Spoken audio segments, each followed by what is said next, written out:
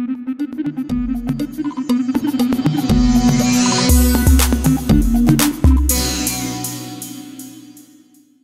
YouTube, me here, bringing you another great game review. This time I have Crysis 2 on YouTube for you, because you know where it is at. Anyway, I have my friend here, Ghost1708, otherwise known as Fire is Hot. Say hi. To help me review this game for you guys. So let's hit the bat off right, hit the ball off right. Hit the bat off the tee. Exactly. Other way around. Okay, so basically this game is made by EA, the developer. Well, it's made by Crytek, but EA is the producer. Exactly, thank you. You're and welcome. unlike many other EA games, there is no multiplayer code required to Online play Pass has now been decided that Crytek didn't want that. Such like that. So that is very good, and so that automatically gives me a good thumbs up on this game. Good first strike right there. Exactly. Good first kill. Exactly. And so this gameplay I got this afternoon. I'm not commentating the game, so don't say nice every time I get a kill. Thank you very much. Okay, so let's start off right now. Multiplayer. It is very fun, very even, and fair. Do you have anything to say with that? You are basically a super soldier. You've got maximum armor, and you've got invisibility and super speed. Yet with all those augmentations, you are still super easy to kill. Not super easy to kill, but it's all balanced. There's no real way. Just like that game Battle for Bad Company 2, where it's very balanced, this is also very balanced. It is very, very balanced, and EA and Crytek did a very good job on both the multiplayer and the campaign combined. Agreed? Agreed. Okay, cool. Like you mentioned earlier, invisibility, is a part of the game. Yeah. I find that is a very fair thing. I mean, people are asking me like, "Oh, is it very uneven? Are people using it in very cheap ways?"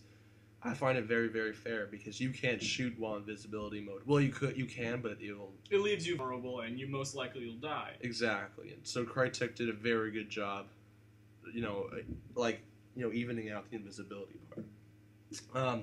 Now let's talk about the maps in multiplayer. The maps, there's a lot of maps, right? Well, not a lot, but there's a good variety of them, so you're not always in a very closed spot or a very open spot. There's a large variety. Exactly. Some are outside, some are all indoors. It's very fun. At first, for me, I found it very difficult to, to learn the maps and learn where everyone starts and goes. Blah blah blah blah. But now it's fun because now I've played on every map. I believe.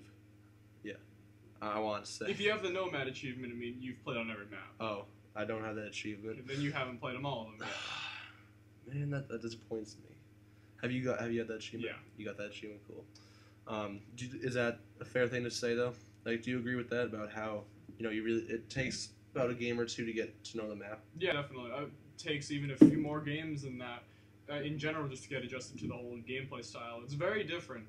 Going from Black Ops with bumpers and stuff, going to this with the bumpers being all your nano-suit abilities and stuff. Exactly. The maps are just another little frosting or birthday candle on the cake, shall I say. The new recruits playlist. The playlists, they're very, very fun. The new recruits playlist is sort of like what's it called? Not combat training. What's the thing in Halo 3 matchmaking? Remember how if you're still like a corporal? Boot camp. Yeah, boot camp. It's for people that are below level 10 and level 10, and you have to play with other people that are below level 10. And I've been playing that all afternoon because I don't level up fast. I don't know about you. Do you level up fast? Yeah, I'm level 14 right now. Nice. I'm level 10, I believe. And, it's very fun. And, that's great if you're just jumping into guesses or putting your feet in the water into Xbox at all. Or this game's not on the PS3, is it? Yeah, it is. It is? Yeah. Okay, the PS3 too. It's on for PC, PS3, and Xbox. Yes, and at least for the Xbox version, I noticed that host migration happens quite frequently.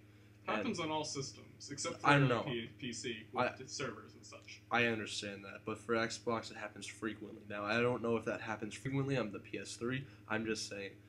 But it is very annoying. Do you find it annoying? It is annoying. It takes a while. It's about 20-30 seconds. And sometimes the game will just glitch out after that. Most times it doesn't. Like with Black Ops, you don't have to worry about that much, but I find this game to be far greater than Black Ops. Agreed. And somewhat like Black Ops, there's a lot of things to level up in Crysis. Like you can upgrade, anything from your armor ability, not your abilities. Your it's sort of like perks in a way. The perk slot, it's I think there's different perks for power, armor, and stealth. Exactly, and you can level those up, and you can upgrade them, and you can upgrade the sight or the gun attachments, and yeah. So multiplayer is great. Very good. Menus are great. Pause menus are great. The waiting times, I still gotta say, are very, very slow. Then again, it is loading a very large, on a very large based engine, and it's also very detailed. Yeah. Anyway, moving on. So campaign. The campaign, I have to admit, guys, I know you guys are gonna hate me. I have not completed it yet. I have played a decent amount, like half of it, and my friend here, Fire is Hot, has completed. It has twice, and on the medium difficulty and the hardest. I find it was an amazing campaign, well worth playing multiple times. I think that Crysis was very creative when making this, and it jumps right into the game. There's no waiting. There are a couple cutscenes where you have to wait a little while, but right they're after all the bat, evolving the story. Exactly, the storyline is, oh my god, they can make a movie out of it, and people would watch it. The storyline is so well thought out. It's not really thought out. Well, sort of is. Yes, it's basically a continuation of the first game, which was very good. The first game was about these group of super soldiers in the nanosuit. In Crysis 2, you're in the nanosuit 2, an upgraded version of the nanosuit.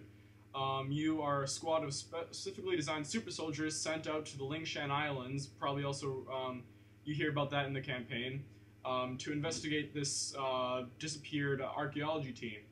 And some things happen. You find this Ceph. You probably guys all know about that by now if you've played the campaign. And lots of stuff happens. You find out more of it about during the actual campaign. So I'll leave that to you. And for the people who have played the first one, it's a great game. And yeah. Does it continue the story of Crysis 1? A little bit. It continues the story of Prophet. Well, Prophet was one of the characters in Crysis 1. And in the beginning of this one, you find out that... let's not. I don't really want to spoil it for you guys who haven't played it yet. So. Exactly. Okay, moving on. Anyway, the cutscenes I found are very, very exciting to watch. Again, it's like watching a movie. Although the voice acting you mentioned earlier could be better. It could be a bit better. Some characters are done well. Some aren't the best. The character movements are very, very fluid. At certain times, they seem a bit glitchy. But that's just with the way they have the characters move over terrain. It's good, though. Okay, and the campaign is a good length, too. Very good length. About 10 hours or so, depending on how long you play through it. Exactly. Okay, thank you guys for listening. I hope you guys enjoyed it. Crysis 2 is a great game. I would pick it. I would save up to pick it up and play it. Anyway, guys, thank you for this. Thank you for watching.